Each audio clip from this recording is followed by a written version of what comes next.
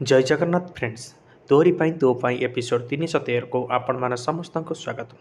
देखिले कि मु कहूली ना सत्यर धर्मर सबोल पाई जय हुए आउ आज सेटा संपूर्ण भाव में सत होईछि। समस्त सामने किभली भाव में जानकी माँकर लुह केमिति बंद हो गला सेटा तुम आखिरे देखिच। तुम गीतरे तुम कथारे जदि सत्यता न था केबे जानकी माँकर लुह बंद हो न था। आउ सेपटे रुही जमिति निज माँकर लुह देखी से पलैला सेटा समस्त को हत उत्साहित करिछि।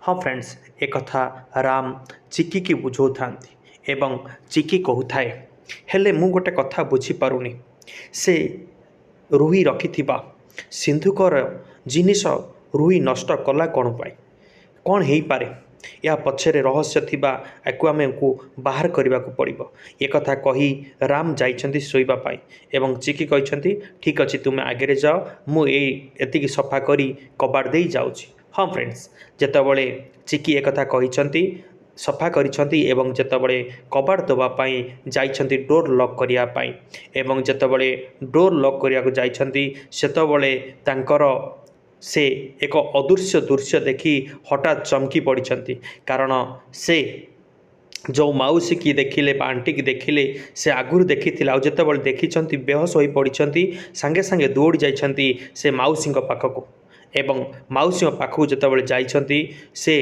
तांकु उठेबा को चेष्टा करिछंती जेतबले उठेई पारि नाहंती जेतबले देखिछंती से बेहोश अछि सेतबले से काल विलंब न करी डाक छाड़ी राम को एवं हे राम तुम्हें आस कौटी अछ मो कथा तुमको शुभा जाउछि ना आस दौड़ी आस। हाँ फ्रेंड्स, यही भली भाव में जेतबले चिकी राम को डाकिछंती राम आसवा पूर्व आपण मैंने समस्त को रिक्वेस्ट जदि आम चैनल को सब्सक्राइब करना दयाकोरी सब्सक्राइब करूँ एवं पाखे थी बेल आइकन को प्रेस करूँ।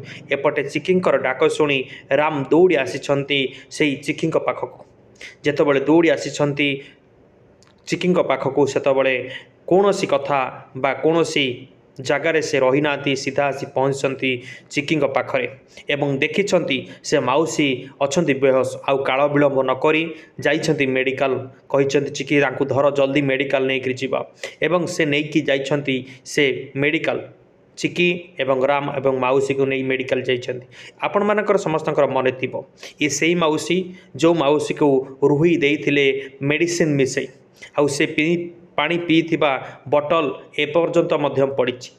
सो फ्रेंड्स, ये केवल ये मौसींकर बेहोश हबार पछर कहानी केवल से रुही देइथिबा पानी आउ एपटे जेतबले डॉक्टर पाखक आनिक आसती राम एवं चिकी सेतबले डॉक्टर कहते आपण ठीक समय रे तांकु नहीं आसले कारण जदि आपण काल विलंब करिथांते ताहाले किछि ना किछि असुविधा घटी थांता आउ आपण ठीक समय रे आनिछंती एक कथा कही डॉक्टर सेठारु जाइछंती।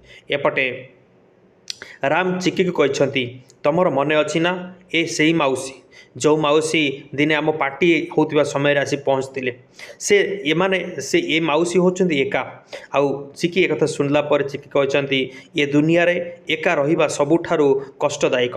सो राम कहते तुम्हें केतबले एका तुम सहित मु अच्छी तुम्हें व्यस्त हुअनी तुमर किछि हबनी आमे निश्चिंत। ये मौसी आउ गोटे कथा मन थी ये मौसी जितेबाला तांको पचार तुमको कहीं चिन्हिंट सी सिया आड़ को मुह देखते निश्चिंत सियाकर आंकर संपर्क किछि ना किछि निबिड़ थी।